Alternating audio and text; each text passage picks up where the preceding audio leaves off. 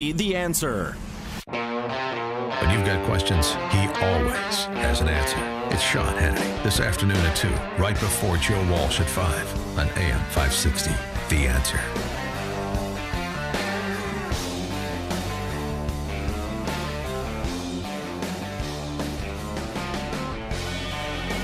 Good morning, Dan and Amy. And, of course, we were talking at the top of the hour with David French about the Notre Dame Cathedral and talking about it just from a faith perspective. But there's been some pronouncements from the French, starting with French Prime Minister Macron, that Notre Dame will be rebuilt in 5 years, and it will be more beautiful than ever. Well, what is just about the architecture of that, the architectural challenge of that, based on at least what we understand at this point, what's left of the cathedral? Not the artifacts, but the structural integrity. For more on that topic, we're pleased to be joined by David Storik, who's the CEO at Zimmerman Architectural Studios. David, thanks so much for joining us. Appreciate it. Oh, hi. This is Duncan Storik at Notre Dame. Duncan, I'm sorry, Duncan. Thanks so much for joining us. And I also understand that you're a professor at, or you teach at Notre Dame, the South Bend Notre Dame. Yeah, the American Notre Dame. Yeah, there you go. So just speak to what we and what you as a professional could divine from what we know about the state of the cathedral at this point. Well, I want to say that I'm thrilled, like a lot of us, that the damage wasn't more severe. And I give credit to, of course, the great firefighters of Paris, but also to the great construction of this magnificent basilica, which is all built out of stone, except for the roof, which burned. And it was the stone and the stone ceiling that has saved it, along with the firefighters. And are you amazed at how many artifacts were saved, including, the crown of thorns that were saved, and also, that the fact that the giant gold cross of the cathedral's altar was untouched, along with the organ? Yes, that's great news, and a lot more could have been damaged. I mean, we do see the big holes at the crossing where the middle of the cross fell in right under the spire, and I'm sure there is a lot of damage, but it's just amazing that most of the interior and most of the artifacts have been saved, including one of the greatest organs in Paris. There was another point made about the architecture of the cathedral, and it was not just the art of the architecture, but the symbolic nature of the cathedral, symbolic of the city of Paris and the Catholic heart of the French people. I mean, again, as a professional in that space, can you comment on that description of the cathedral? Well, it is. It's a magnificent building, and it's one of the great masterpieces of the world. I think Americans would agree, French would agree, this is one of the top 10 monuments in the world, and it needs to be restored. And I know people have donated money, and governments around the world have offered to help, and I hope that we can, in some small way, we can help as Americans, because we love this building as much as the French. Is it? I mean, the 5-year timeline that Macron put down, I mean, is that realistic, assuming the financing was in place?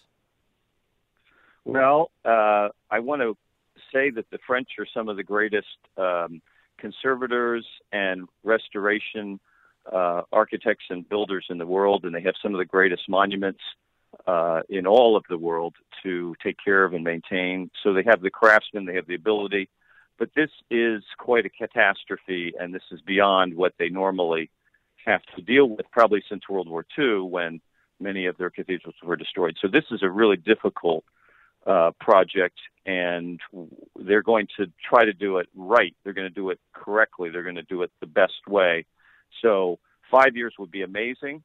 I would be optimistic if they could allow people back in the church at some time, but that the actual project is going to take maybe a decade. Wow. I mean, and then where do you begin? Is the stone structure, the exterior, is that safe to begin, just getting rid of the debris that's in there? Well, I'd heard about that's a 24-hour waiting period. Yes. Well, I would just say that these buildings were built to last, with an amazing structure of stone and the buttresses, of course, that are helping to hold up the walls, and then the stone ceiling, the vaulting, we call it vaulting, the stone ceiling, which is really what protected the fire from getting inside, kept the fire in the attic, as it were. So it's that stonework that's really, it's strong, it's massive, it's a brilliant medieval construction that we don't build with today, but really will last longer than our modern buildings. So I don't know the specifics of what is safe or not, but I think that these are the kind of buildings that will last, and that are the right thing to do is to rebuild them the way they were. It was reminiscent in some respects. I mean, certainly not the history or the iconic nature of the cathedral, but reminiscent of the fire at Holy Name here in Chicago about a decade ago when I first saw it, wasn't it? Yes, exactly. And one of the questions has been, how often do churches have churches caught on fire? And it's true that one of the great dangers to churches has been barbarians, Visigoths and others who attack, and in Paris, the French Revolution, where the French people destroyed the cathedral for iconoclastic reasons. But fires have been the great damage to our churches, and so it's Holy Name Cathedral. They were fixing the roof a couple of years ago, and it caught on fire. And then I think of the most recent one in America, I think, is the Madison Cathedral, Madison, Wisconsin. Burned down about 15 years ago, and they were restoring it, and it burned down, and everything was gone except for the walls. I mean, it was just totally destroyed, and they decided to actually take it down and build anew, which hasn't happened yet. Wow. I mean, so do you think in this case the same thing happened here? I mean, they're currently interviewing 30 construction workers who are on the site and security staff.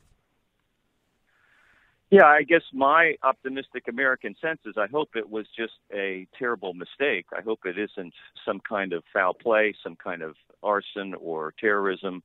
It did happen right before Holy Week, which is really shocking. This is the week when so many people would come to Notre Dame and honor Christ's death and resurrection, and to remember the crown of thorns and so on. So I hope it's just a really terrible mistake that we can't allow happen again.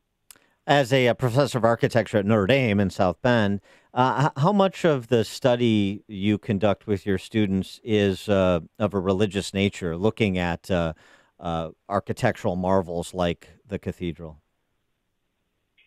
Well, we do focus on sacred architecture. The temple has been the central building in architecture since earliest times, and it's only in modern a couple hundred years that we have added to that. But really the temple is the central building, and then we've added courthouses and palaces and, museums and libraries and so on. But still the temple has been the building. And so we study that very seriously, and we learn a lot from it. And I would argue that the temple architecture, the architecture of churches and cathedrals, influences our other buildings down to our even our houses and other private buildings.